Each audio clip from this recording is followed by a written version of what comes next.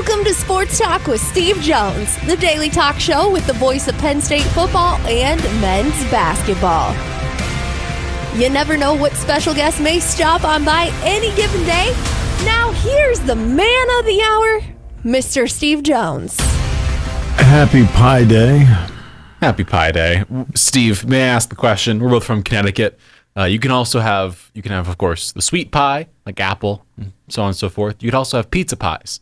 Do you have a favorite pizza place in Connecticut on Worcester Street? Do you have a favorite? This is a big question. Well, it's pie because it's 3.14 day. Oh, that as well. Okay, that's what Pie Day is. Well, that as well. But right? there's pizza places, the pizza pie.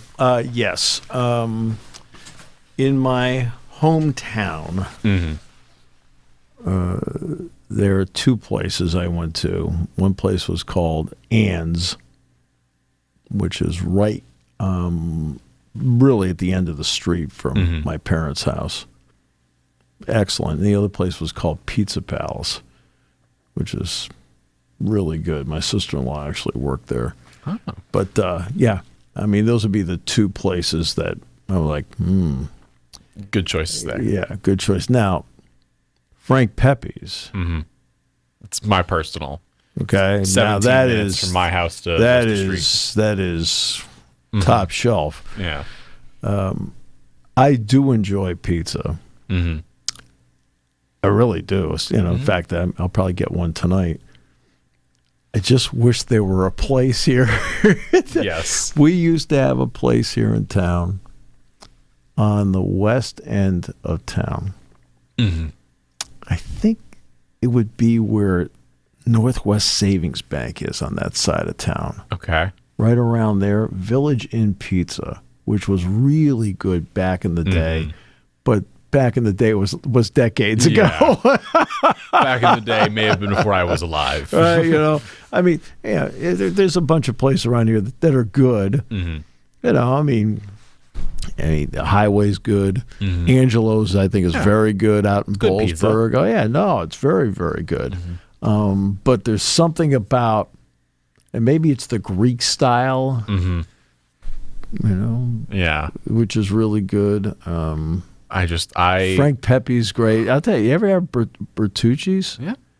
Yeah, Bertucci's is really good. Yeah. I feel like I got treated a little too kindly because I did grow up 15 to 20 minutes from Frank Pepe's. It is really, Frank Pepe's is. Modern Pizza opened up a few years before I moved away to Syracuse, and so I had Modern, and both are considered two of the top 10 pizza places in the U.S., and they were at the time of opening approximately a block away from each other. Now Modern's a mile away on not Worcester Street. Because upstate New York doesn't have great pizza.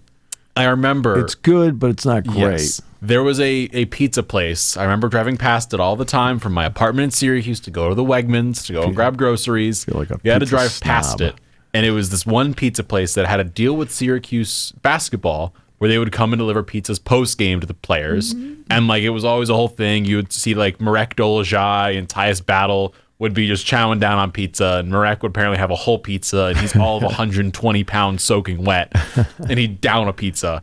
And everyone would be like, this is the best pizza in town. And myself and a friend from just south of New Haven, Connecticut, went there, grabbed a pizza for our friends and I. We had it, and they were like, this is so good. And we were like, right, okay. It's pizza, but it's excellent. New Haven pizza. So going away from the pizza pies and the cannolis and everything tasty in life. I am, by the way, 6-1. You are 6-1, which I want to talk about. You don't think I know anything? No. The only one we missed. Ohio State. Ohio State lost 77-70 to Iowa. And then Fran got thrown out yesterday. Got thrown out. Peyton Sanford left the floor in tears. Of course, his final game. Peyton Sanford. I've had. The last 2 years out there, I've had a chance to talk to him. Yeah. Just whatever, because that hallway when we leave, everybody's there. So I will talk to Fran before I leave. But I've talked to him the last couple of years. And not just hey, how you doing? Yeah. Just talk to him. Man, do I like that young guy. He's a really terrific guy, and I root for him because of that. look, he shouldn't be out there. Mm-hmm. You saw his shoulder all taped and underneath. He didn't wear a T-shirt or anything like that. Yet he played for his team, and that's hard. Now, as for Fran got tossed yesterday. Not unusual, right? Because we usually refer to it as, here it comes, Fran Con 1, right? And look, I like Fran McCaffrey. Mm-hmm. Okay, yeah. I like him as personally. I mean, good dude. I mean, his brother Jack, of course, lives in the eastern part of this state. Fran's a Pennsylvania guy. Mm-hmm. He got tossed yesterday, and that was as mild as I've seen him get tossed. Mm-hmm. He must have said whatever the magic words or whatever. He got 2 T's in 15 seconds. Now, crazy. Now, there's a lot of people thinking that might be it for him. Mm-hmm. We'll see. Which added to the emotion of the night. Right. And it kind of was like the seniors' final game. They were losing at that point, and it just kind of all. Now, Minnesota, what they did, Cohen is the head of the basketball selection committee. Yes. And they're meeting in, Carmel, Indiana, something like that. Somewhere. Right? And I guess he got a private plane and flew back in the middle of the night to meet the basketball team and then fire him. By the way, at 2 in the morning. At 2 in the morning. And I guess it was people are like, what the heck kind of operation is this?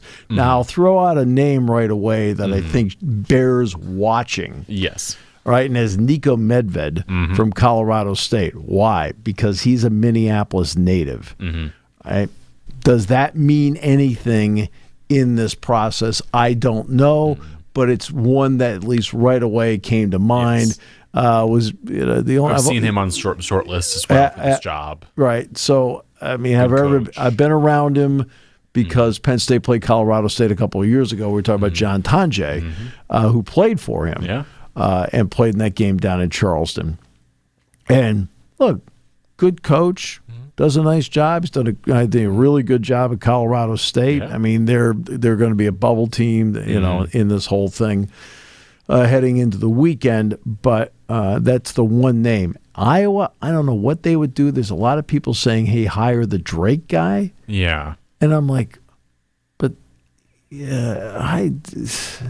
Drake head coach is Ben McCullum. Right, but it hasn't been there that long. No. He's only in his second year, I think. He is in his second year. He's 43 years old. Yeah. He got hired April 1st, 2024. So this is technically year 2, I believe, or year 1. Still, technically, yeah. Right. This is year 1. You're like, okay. Here's the issue with hiring and firing right now. It's tricky. And it's tricky in this regard. It's not tricky if the person leaves for another job. Now the job is open. Yeah. Okay.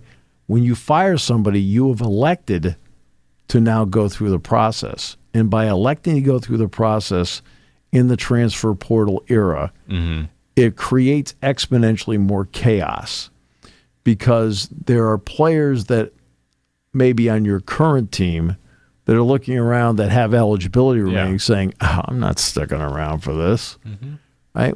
Which then in turn means that you have to start from scratch and you have to really hit the portal hard starting right on March 24th. And that has been one of the issues in this decade with Penn State basketball.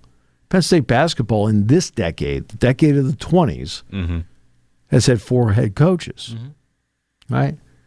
One was released in October of 2020, right? For various reasons, and it's I'm not going to get into it. I'm not going to get into it. I'm not going to get into it about the fairness of it and so forth. But then you have an interim head coach who does a heck of a job. I mean, with all the circumstances, does a heck of a job. Awesome. I mean, because guess what? You're trying to keep the team together. You're trying to battle through the COVID season, the whole thing, all the practices and how you do it, all the protocols and blah, blah, blah. Okay. Then the decision is to hire Micah. Well, Micah goes through first season. Okay, good enough. Second season, they strike gold. They get to the Big Ten tournament championship game. They win an NCAA tournament game. It's great. Yeah. And all of a sudden, now he's gone, and now Mike's here. Well, again, even when a guy leaves like that and the job is open, right, you didn't create the chaos, but chaos happens. So when you walk in and Mike's first team meeting, he has 3 scholarship guys sitting there. 3. You're allowed 13. Yeah. Okay, there's 3. And by the way, at that point, most players had already kind of figured out where they were playing or going and all this stuff. So there's only so many players out there. You have to now fill 78% of your roster. Yeah. Well, that's not a fun process to go through, especially trying to do it in 59 days, which is what they did. That's what's facing whomever takes over at Minnesota. That might be what's facing somebody at Iowa. Yep. Okay? They haven't done anything with Fran yet, just a lot of rumors swirling around about what's going on there or not going on. It's not Fran's fault that Owen Freeman got hurt. If he doesn't get hurt, their situation may completely change because, again, we saw how many points they could put up in general. Like, if you have Freeman, you have a big presence. I don't know if they win 3 more games to get to 20 or not. That I don't know. But what's going to happen moving forward with them? Say they do make a change. One of the first things you'd have to do as the coach that goes in there is like, I got to sit down with Harding. I got to sit down with Freeman. I got to sit down with Dix. I got to sit down with some people and say, hey, look, what can we do to keep you here? And this is where your NIL needs to be strong. This is where your commitment with the $20.5 million needs to be strong. You know, there's a lot of things that come into play here that may help you keep a roster together.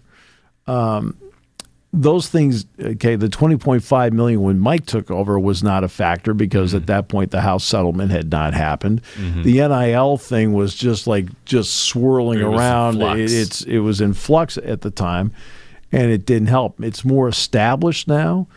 Certain guys have done a great job there, including Pat Flannery.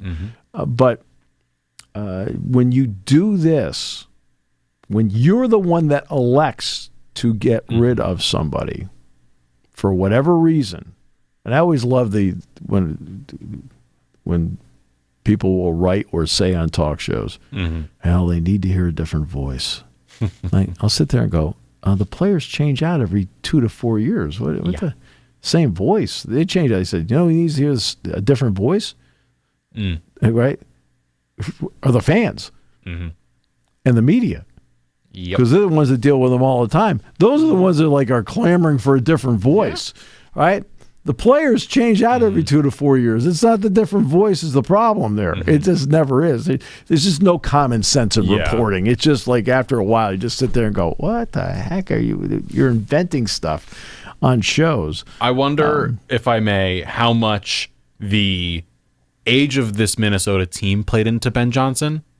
Or not Ben Johnson, just Johnson. Ben Ben Johnson. They're older. Sorry, they have 10 seniors. Right. But so I wonder if that played into it, of course, of like, well, we're already going to lose 10 guys. It does. Sure.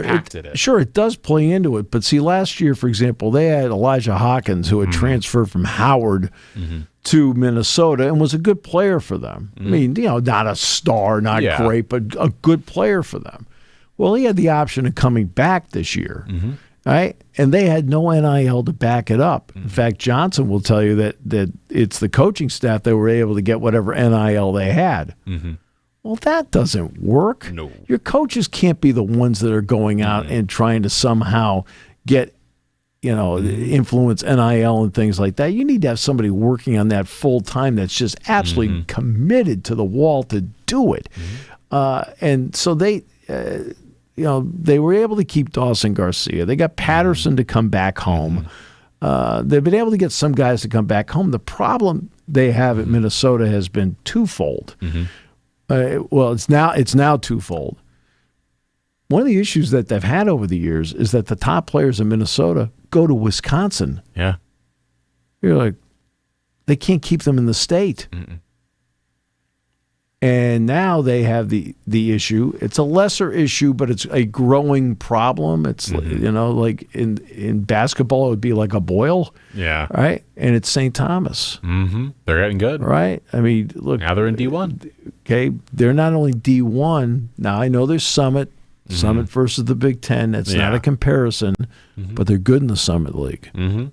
Right. And it's not as if they're not attracting attention in the Minneapolis-St. Paul area. Because they are. Phil Eston and Jamal Griffin and those guys have done a great job there at St. Thomas, transitioning their programs to Division I. Now, they're not eligible for any postseason. They could be next year, I believe, if they get everything correct. Exactly. They're not eligible for any postseason, which means they couldn't play in the NIT, they couldn't play in the Crown. And obviously they lost the championship game to Omaha anyway. But even if they'd won it, they would not have been eligible to play in the NCAAs. But that's something that in Minnesota you have not had forever. And I pointed this out, that Minnesota's baffling because it's not like a state that lacks in basketball talent. No. Right? But why does the talent leave? I mean, over and over again, because they were the only Division I basketball program in the state. Yeah. That's it. One. You can't find 13 players that want to stay there? Crazy. Right?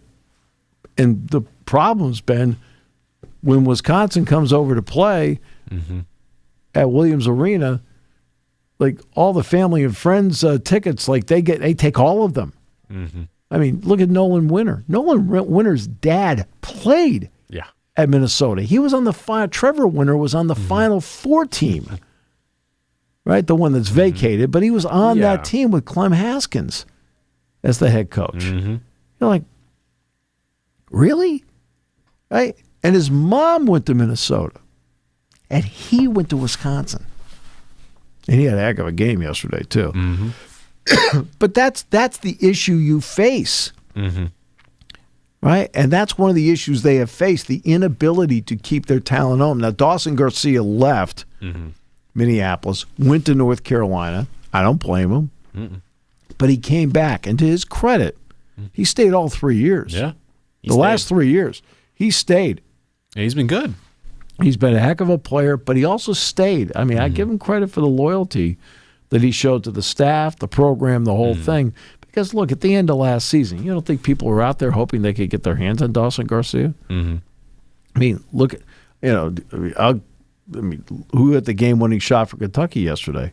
Oway? Oh, yeah, Jason Oway's brother, right? Who Penn State heavily recruited. They did everything they could to try and get him here, and he went to Oklahoma, right? Then he transferred out of there, and he goes to Kentucky. Well, he's a good player, but the Oklahoma couldn't keep him, right? So he signs with Oklahoma. Okay, he didn't feel the same loyalty there as Garcia felt there, because Garcia would have been a player that I'm sure Kentucky would have loved to have had. Oh yeah, but that's where it is. North Carolina won yesterday. Yes, everybody's like, yeah, like just slow down. Okay, this is what I'm finding interesting. I'm watching the bracketology at this point, just be out of curiosity, because just to see. But I'm also friends with Joe and with Mike DeCourcy and Joe Lenardi, and like Indiana's got 10 conference wins in the Big Ten, and I think they have 7 quad 1 wins, something like that. All their losses are quad 1, by the way. Right, the Oregon good losses to have. Basically, the Oregon loss yesterday was a quad 1. So in 2, 3, and 4 they have no losses. I'm sorry, you can't keep putting North Carolina in the tournament when they have 1 quad 1 win and 11 quad 1 losses. Now they've got Duke tonight. Yes, Cooper Flagg will not play. He hurt his ankle, right? But he is not playing the rest of the ACC tournament. Okay, I'm not going to sit there and say I have any sources. I'm using common sense here. There's no way in heck he's playing another minute in the ACC tournament. Now, here's the break they're going to get. The break they're going to get is this. In all likelihood, as a number 1 seed, because they are not going to move off the 1 seed line. They are. This is which one they are. Okay. That means their opening round pod is where? Raleigh. What day does Raleigh start? Not Thursday, Friday. Okay? You don't have to play him Friday. You're playing a 16. Okay? Yeah. You've got between now and Sunday in the second round before you play him. So you don't have to play him at all this weekend, and you don't even have to play him in the opening round game if he's not ready to go. You tell him, wrap your ankle in ice and bubble wrap, and you do not touch the ground with it for a full week. You've got 9 days. And then you probably practice him Thursday into Friday to give him a little bit of just like get him movement around. Well, I mean, let's see if he goes out. Let's see if he goes out in the open practice. There's an open practice on Thursday where he's at least in the layup line. My guess is that's what they'll do. He'll be just because there's the 1 hour open practice, which is just getting a feel for the building. Yeah.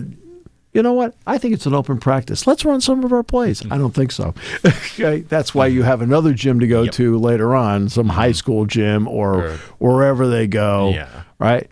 But they're going to play in Raleigh. Okay? Friday. Okay? They're playing a 16. Do you think Cooper Flagg needs to play in that game? No. And it's not like Duke is sitting here with no talent either. They have talent with Kawan Malawach, and they've got Con Knoopel. That is enough talent to carry them through. But they did get the shoulder injury. Yes. They did get Malik Brown. Okay, so Malik Brown, he's probably going to be out. Malik Brown, who finally has been able to flourish in basketball after leaving that trash bin. Shouldn't have let him go. So why? After leaving that trash bin, no. But Malik Brown, he hurt the shoulder earlier in the year. Okay, this reminds me a lot of Jeff Brooks. And Jeff Brooks, a player you would not be familiar with. Jeff Brooks was a top 100 guy, comes to Penn State from Louisville. Right? I mean, out of high school. He played his whole career here. He didn't transfer. Comes out of the Louisville area, comes in here. It takes him a while to get going. I remember the 2009 NIT, like, okay, now he's starting to show some stuff. Penn State wins the title. And in 10, he was okay. But 11, in the 10-11 season, Jeff Brooks now becomes critical to what they're doing. I mean, really good. And we had to go out to Illinois, and there had been a blizzard. Literally the definition of a blizzard. They had a blizzard. So we couldn't fly into Champaign, and we couldn't fly into Indianapolis, but we were able to fly into Evansville and then stay overnight there and then bus up. So, I've seen all of the... Yeah, you've seen the whole state of Illinois. I've seen all of Western Indiana. We went up first. We went back down on Eastern Illinois all the way down. So we come all the way up, boom, we get in there, we go through shoot-around. It's a 9 o'clock game. We arrive the day of the game from Evansville. Yeah. Right? We arrive the day of the game. It's a 9 o'clock game. And in that game, Jeff dislocated his shoulder. And you're like, oh, and Penn State lost the game. Well, they were able to get him back eventually. He missed a little bit of time. They get him back in, plays the rest of the regular season, plays the entire Big Ten tournament. Penn State goes to the Big Ten tournament championship game against Ohio State, lost by 8. But everybody knows they're going to get a bid. And they're going to play Temple in the opening round. In the opening round, Penn State in the first half is up 8. I'm talking like... They're playing well. Okay, Temple is not going to beat them. And Brooks is playing phenomenal. And he's one of the reasons why. I'm watching going, Penn State's going to win this game. Because you just see there's a big difference. And then Jeff got hit. And his shoulder popped out again. Right? And then now the whole dynamics of the game changed. Because Penn State was a very thin team. They had 5 starters, and that really was it in 2011. Yeah. It was David Jackson. It was Andrew Jones. It was Taylor Battle. It was Tim Frazier, right? And Jeff Brooks. Oh, boy. Right? So Cam Woodyard came out. He was essentially the guy you bring off the bench, but he had to play. And Cam actually, to his credit, I thought played very well that day. And it ended up that Juan Fernandez on the last shot beat Penn State that day. If Brooks plays, Penn State's playing San Diego State the next day.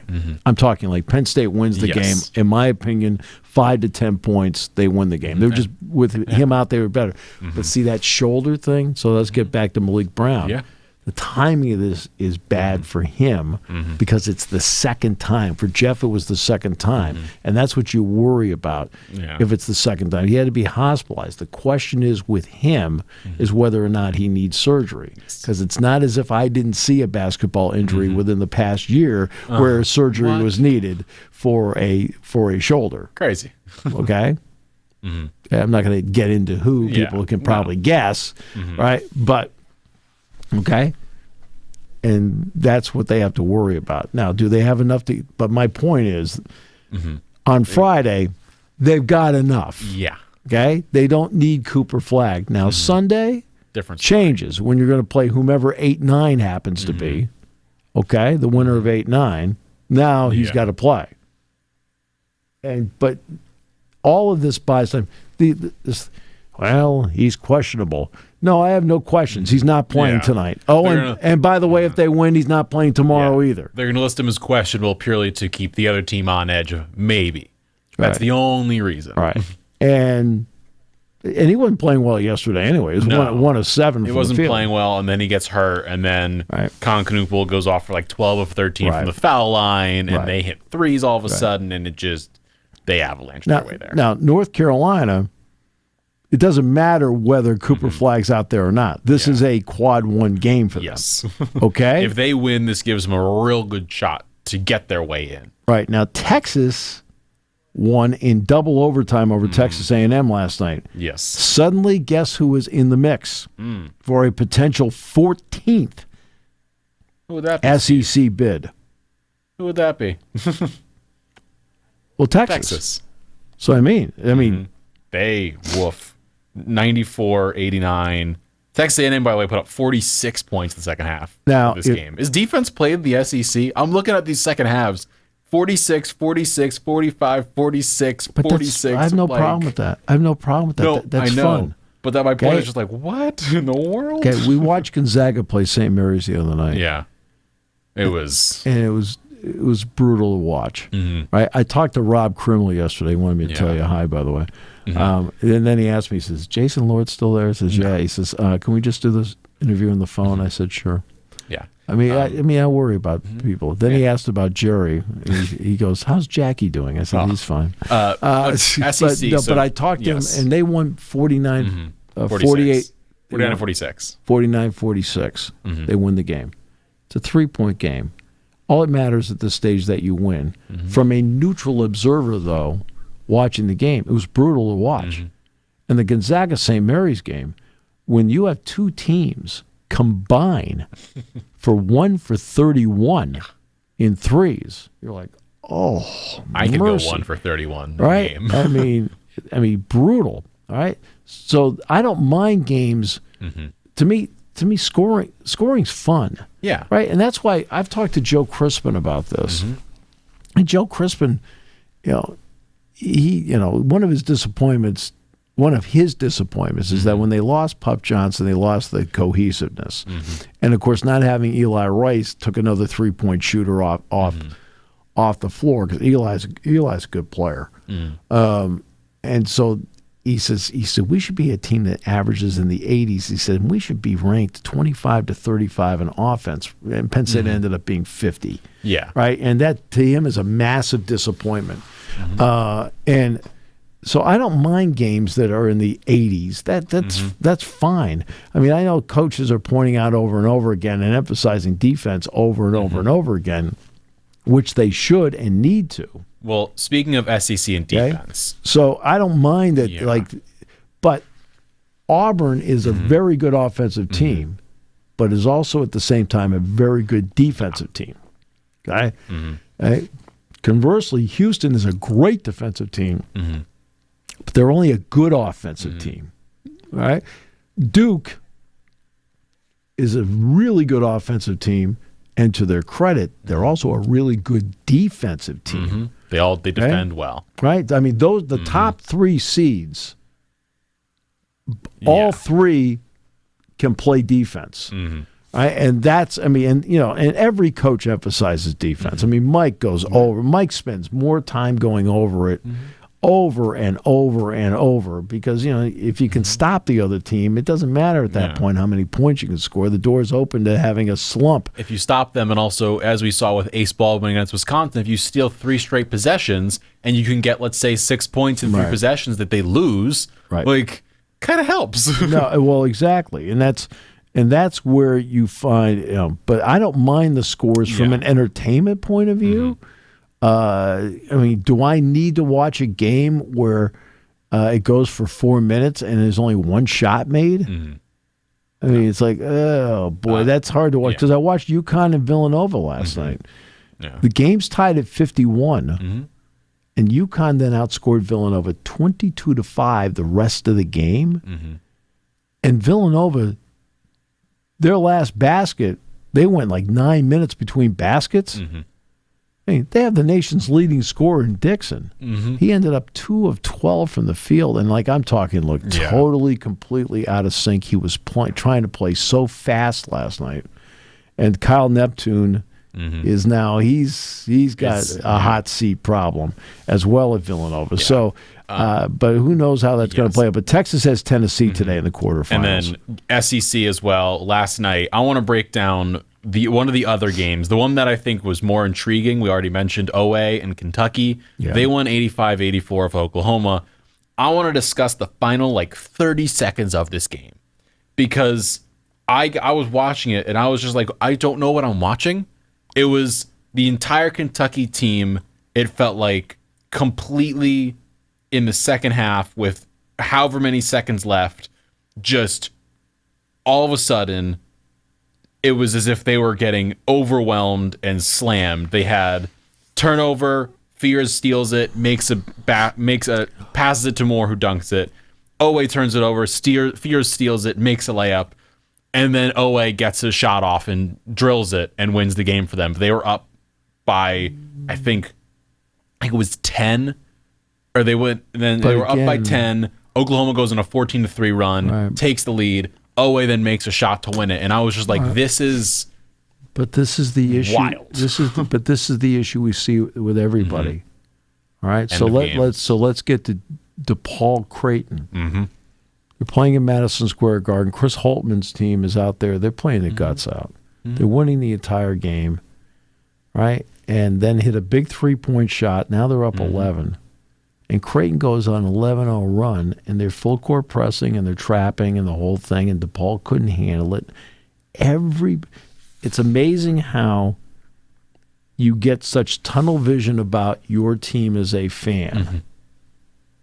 You do. Yeah. Penn State, they can't handle it. Hold on, excuse me. Do you watch other games? Okay? If you watch other games, everybody has this problem. Because what happens is they're 18-23, and they panic. I mean, I don't care who you are, you panic. Yeah. Kentucky panicked. Big time. Okay? Then finally got bailed out by a shot at the end. Great. DePaul, not as good as Creighton. That's why they're the 10th seed in the Big East, and Creighton's a 2. But DePaul got to winning time, right? And they panicked. Okay? And live ball turnovers leading to shots. Ashworth, who had not had a good game at all for Creighton, hit a big 3 from deep from the wing. But again, panicked. I talked about Dixon. Dixon probably felt like he had the weight of the world on his shoulders. He's out there playing the game. He's the nation's leading scorer in the whole thing. And guess what? He played like he was trying to go 212 miles an hour. Slow down. You know who else panicked last night? He panicked. Okpara for Stanford. Right. He gets a rebound 2 seconds ago. He panicked. He threw it to the wrong guy. Sees a body, thinks, oh, this is my teammate. I'll get it to him so he can chuck up a shot to try and win it. And as he does, he throws it right to Chucky Hepburn, who then makes a jumper, wins the game for Louisville. 2 Big Ten guys. Okpara played for Ohio State. Chucky played for Wisconsin. At least on the play, Chucky didn't flop. What do you mean, He's one of the worst offenders in the country.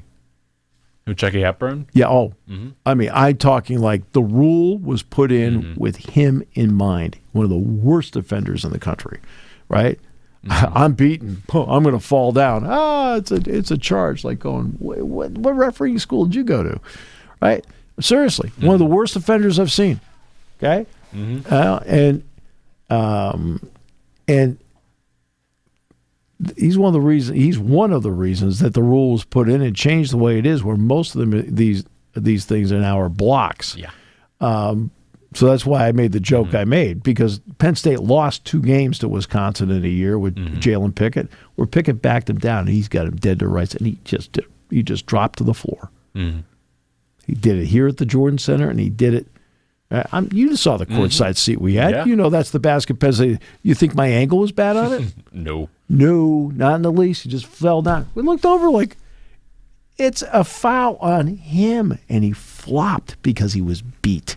And he did the same thing in the Jordan Center. He got away with it. He's pumping his fist right. You game the system, and that's okay. That's what you did. Yeah. Right. But I'm glad he's been good for Louisville. Talking to Matt LePay, he talked about how much they do miss him at Wisconsin because he is a good player. Yeah. Okay. All the flopping aside, he's a good player. Okay. He's a good player. He actually is a good defender. He actually is a good shooter. He does run the team well. Right. And Akpara. It's not like the first time I've ever seen him do that. Make a panic play. Yeah. I mean, but again, that is the issue that comes up in games over and over again. It's not just your team. I know you love your team. I know you're locked in on your team. You are sometimes tunnel visioned about your team. Look at the rest of the games. Yes. Every team in the country, for whatever reason, I think the reason I think is they're 18 to 23. And I also don't think part of it too is in the era of the transfer portal, they haven't spent a lot of time together in reality. Nope. Right? It's pretty much you're learning yourself throughout the year. And I think it's one of those like, ooh. I mean, I see it over and over again. So right now, this is what Joe has, Lenardi. His last 4 buys. Arkansas, these are 4 schools he thinks are deep in, are in. Well enough in. Arkansas, Vanderbilt, Utah State, and West Virginia. His last 4 in. Now, I don't know if this has changed after the loss yesterday, because this is as of yesterday afternoon. Okay? San Diego State, Xavier, which lost yesterday to Marquette. It was not a good day for bubble teams. Yeah. No. Okay? Because Indiana lost, Ohio State lost the night before, Xavier lost. Okay? But San Diego State, Xavier, North Carolina, this must be afterward because he's got Texas in now. Okay? First 4 out. The first 2 he has out are Indiana and Ohio State. Indiana won 10 conference games this year. 10. They were 10 and 10. Right? A 10 and 10 team in the Big Ten should not be left out. Now, as a team in the Big Ten history been left out at 500 or better in the conference? Yes, it's happened 6 times. Penn State was one of them. Penn State was one of them. Okay? Boise State, Colorado State, so that's Nico Medved, will be in the first 4 out. Then the ones that are really in trouble now. Dayton, Irvine. I'd like to see the Anteaters get in.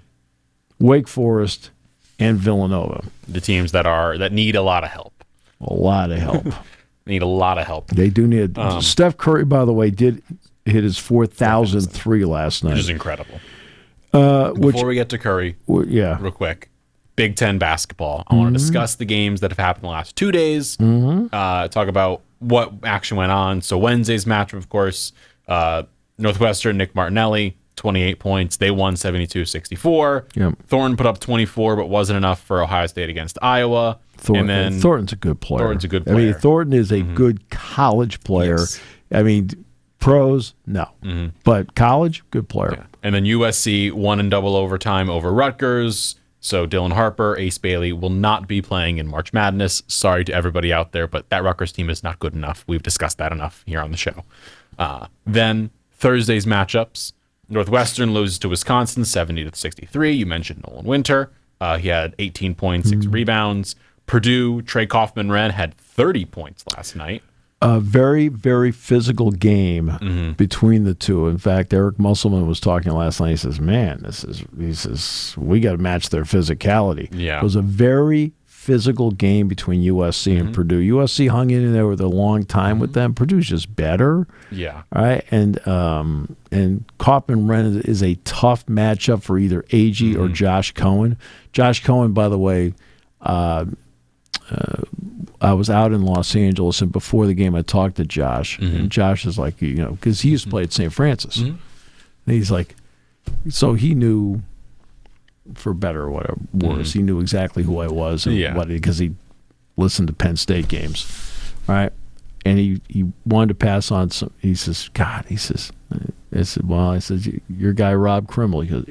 He went on and on and on about how terrific Rob Krimmel was, on and on.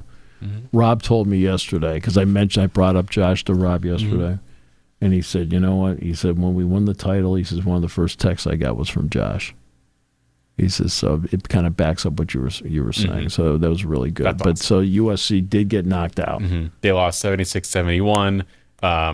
Good game. Yeah, good but game. But the physicality was hurt. Yeah, I mean, USC, 4 of their starters had 4+ fouls. Claude, Yates, and Ogbo each had 4.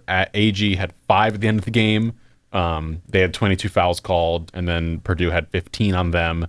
Kaufman-Renn again had 30 points. Brady Smith had 9 assists. So in other words, Purdue had more free throw attempts? They went 15 for 23 from the foul line, and USC went 10 for 14.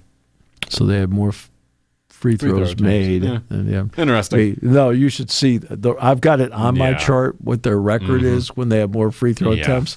It's like this. I mean, ask Chris Collins based on last season how he feels about that. Not enamored. You then mentioned Indiana, who are on the bubble. They lost 72-59 last night to Oregon. That was the first game yesterday at noon. And look, as you know, I expected that. And look, Indiana did not shoot the three well. 4 for 16 for the game. Galloway hit one early. And Baco hit one early. And then they kept firing, and they just could not hit. I mean, that's the whole thing. Against Penn State, they hit threes. Yeah. Galloway went 5 for 6. We said over and over again, Dick and I, that they're not a great three-point shooting team. We didn't say they were poor or bad. I just said they aren't great at it. Yet they hit 19 in the 2 games against Penn State. Crazy. In games that were decided by single digits. Right, 5 points and 6 points respectively, 11 points. I'm watching yesterday, the exact same shots. Same shots. I mean, Oregon's an okay defensive team, but they're not great, right? They're getting open shots. They're missing them. I'm thinking, where was that 2 weeks ago? Where was that in the Palestra? Right? It's like, okay. So there was that game. Now, the Iowa game, let me say this about Fran's double technical. Yes. Right? And this would bother me if I'm an Iowa fan. When it happened, there was about 9 minutes to go, 9-10 minutes to go, something like that. And Iowa was down only 9. They weren't down 19. So they have the ball. They're trying to make this a 6-point game or a 7-point game. And they've got time. And then he let his emotions get the best of him. And they get the double technical. He gets tossed out, and at that point, he ends the game for his team. I mean, you can't do that. You can't be preaching poise. Okay, I was very quickly. It's important for a coach to fight for his players, okay, and to fight for his team. So that part I absolutely believe in. Yeah. Okay. But you can't. You're in the heat of the moment.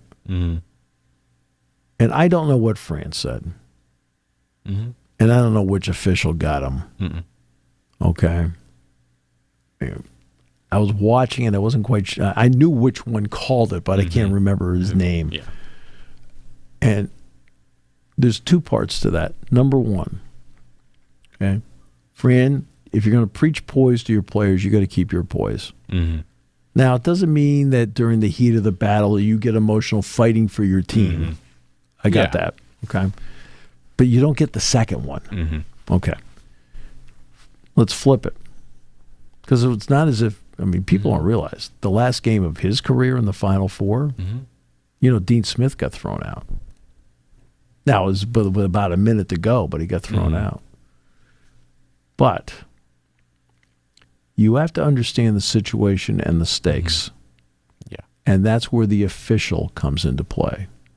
The official has to understand where you are, what the setting is, and what the stakes are. Where you can reprimand somebody and talk to them and say, look, I understand. I hear you. Okay? But don't, okay? You can't use that kind of language with me. Just settle down. All right? In other words, you have to be the adult in the room at that point as the official, because Iowa is playing for its postseason life here. It's emotional. They're not winning at this point. Okay? But the official has to show better discretion about, hey, calm down. And then during a timeout, I'll go over and we'll talk. I've seen so many officials go over and we've seen them talk with Rhodes all the time during breaks. We see it all the time. Right. I'll come over and talk. We'll talk, but just settle down. Coach your team. Yeah. Okay? By the way, Payne Sanford, we already mentioned him, talked about him. Yeah. 8 for 13 from 3. No, that is this game. They went a combined 23 from 50 from 3. I think he tied Keegan Murray's Iowa record for threes in the Big Ten tournament game. Incredible. Kylan Boswell 4 for 7. Eva Sitch went 3 for 5. Trey White went 2 for 3. Dix 1 for 3. Like they were chucking them up and they were making them in this game. Yeah. Illinois had 30 free throws, made 24 of them, and Iowa had 10 free throws, made 5 of them. So those games were last night, and then tonight's games we have coming up at the end of the show. So in 12 minutes, Oregon is taking on Michigan State. That one you had Michigan State winning. Wisconsin then takes on UCLA. I believe we had UCLA winning that one. I did, yeah. And then the Illini get Maryland. We had Derek Queen winning that one with Maryland, and then Purdue against Michigan. And we had Michigan winning that one. I think I had Illinois winning that one because I thought I had Illinois. Who do I have in the championship game? I thought it was Illinois. In the championship Michigan game, State. you had Michigan State beating. That's a great question. You had Michigan State beating. I want to say it was Maryland, or I don't know. You had Michigan State winning it all, regardless. Right. And whoever got there at the end, I forget. But you had Michigan State winning it at the end. Larry Scarrato, Brian Dorsey, Randy Richardson. I'm going to say it's Brian. Brian's the one that teed him up. Brian is an excellent, not a good. Brian is an excellent official. Okay, I mean Brian Dorsey is an excellent official.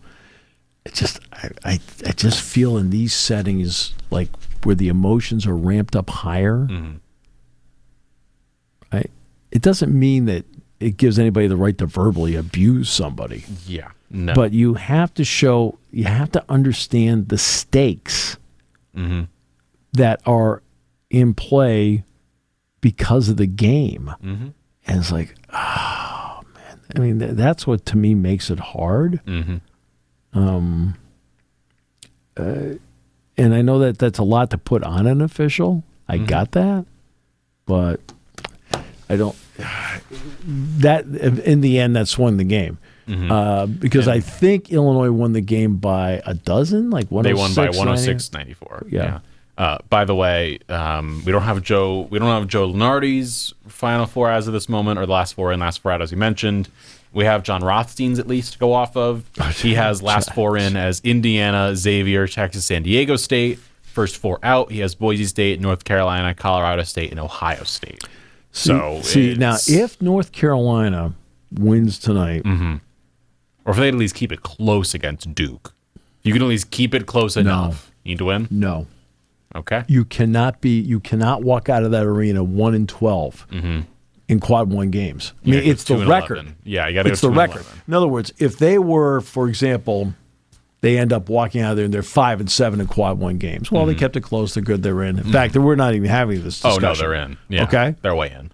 But they're 1-12. Now, did they play a tough non-conference schedule? Absolutely, to their credit. But they knew they had to because the ACC doesn't give them enough juice. No. They're winning yesterday, and they win over Wake Forest. Well, the win over Wake Forest is a quad 2 game. That doesn't help you. Notre Dame's a quad 3 win. That doesn't help you, right? You can't. In other words, in this tournament, let's take, for example, Indiana, Ohio State. They could have really helped themselves in this tournament because these are quad 1 games on a neutral floor. They're all top 50 teams. Okay? Yeah. I mean, that's what it comes down to. Right? So you don't have that in the ACC. No. Okay? This is the first time in the tournament that North Carolina is going to play a game where they have a chance to help themselves. This will be their third game of the tournament. They've had, as predicted, no help in the first 2. No. They lose tonight. It doesn't matter if it's close. You're 1-12, and that's the number that's going to be up on the board. Yeah. Game's going on right now. The A10 championship, you have St. Bonaventure taking on VCU. That game is going on as we speak. Gosh, I love March, Steve. I love having basketball on before noon. Brings me joy. It's great. So wait till next week. I know. It's going to be beautiful. Yep. But that game's going on as we speak. You've got the Oregon-Michigan State Big Ten Tournament quarterfinals. And then scrolling down through all the different games mentioned so far, we have a few semifinals in there looped in with the MAC schools, the MEAC. Quinnipiac has taken on Iona in a semifinal. St. John's Marquette's going to be a great game later. Yeah, it should be terrific. BYU they just played Milwaukee last Saturday.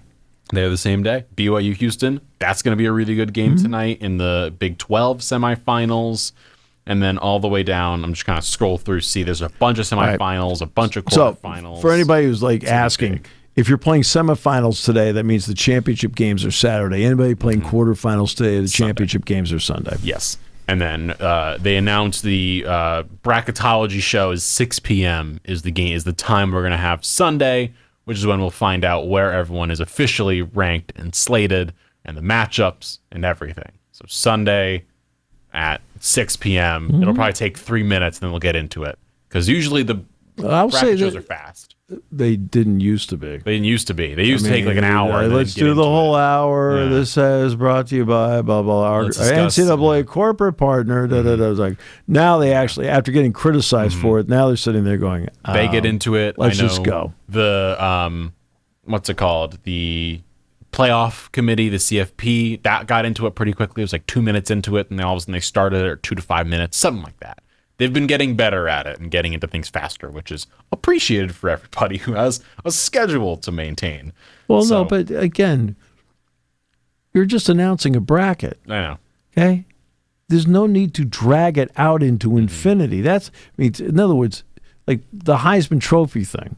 I don't even watch it anymore. You want to know why? Why? Because you spend an hour doing nothing.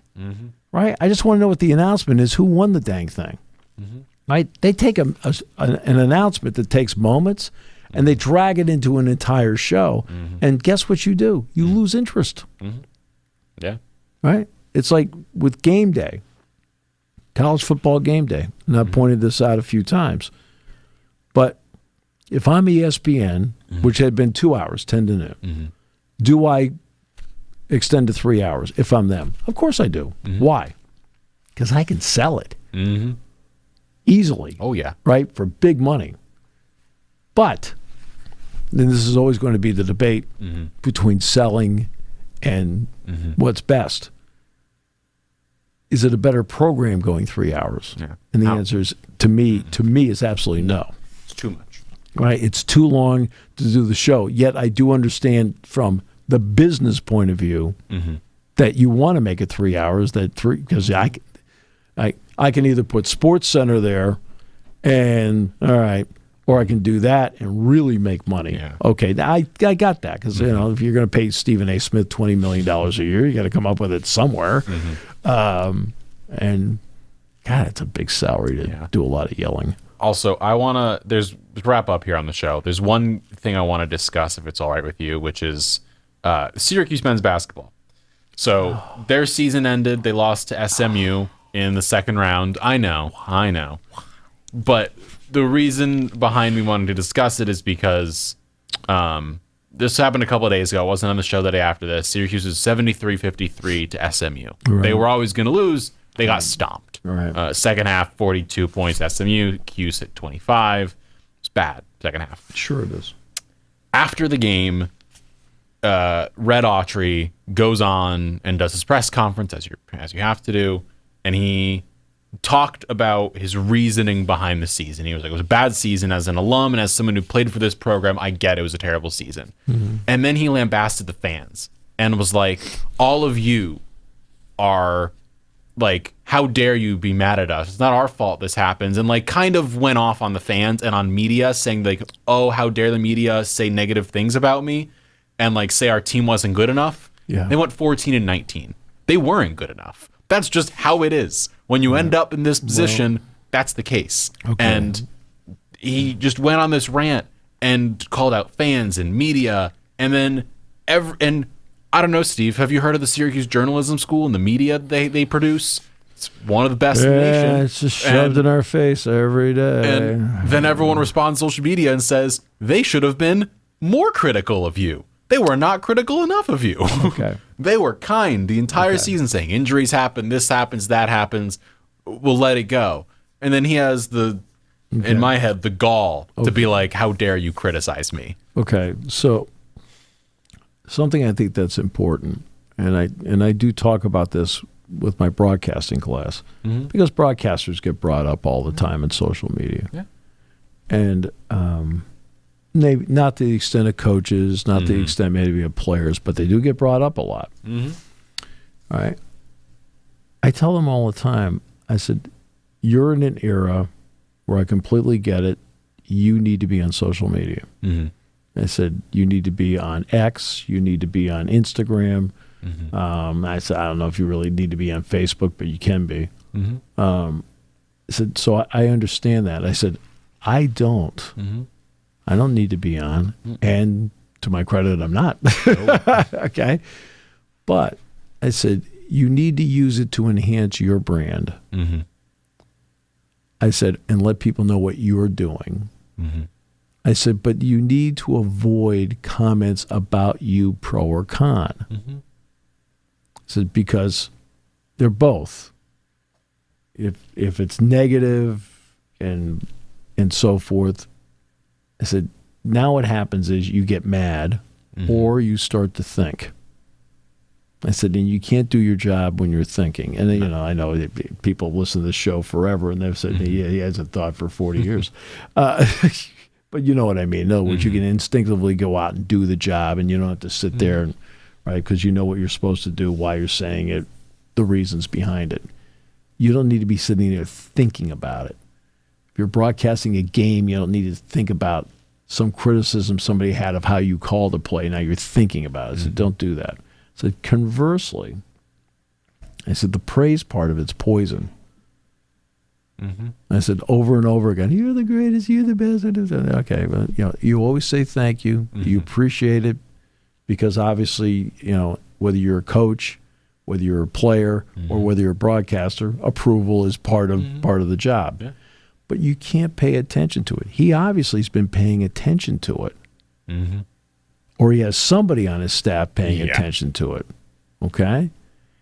And he can't pay attention to it. You need to be able to do your job because you know why things aren't going right. You also know why things are going right because you're there in it every single day. You don't need outside entities to tell you, but you don't need to pay attention to outside entities. Hey, I don't mean put yourself in a bubble. But you can't pay attention to criticism. You can't pay attention to the criticism of fans. One of the biggest way they criticize Syracuse basketball in the fan base, right? They don't need to do it on social media. They did it by not showing up.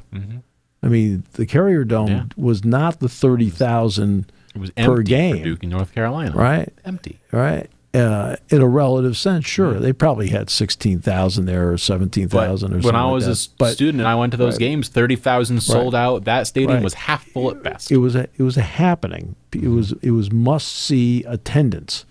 So that's how they're showing their criticism by not showing up. He doesn't need to read about it or have somebody read it for him, right? Where now you're ripping the fans or whatever. Okay, when you are in public, and this is what people don't understand about a negotiation. Okay, when you are in public, you can privately be mad about, we get mad at your staff or mad at your players or privately be mad at the marketing department, whatever. Okay, but when you're in public, you praise. You praise. Okay, because this didn't go the way I want.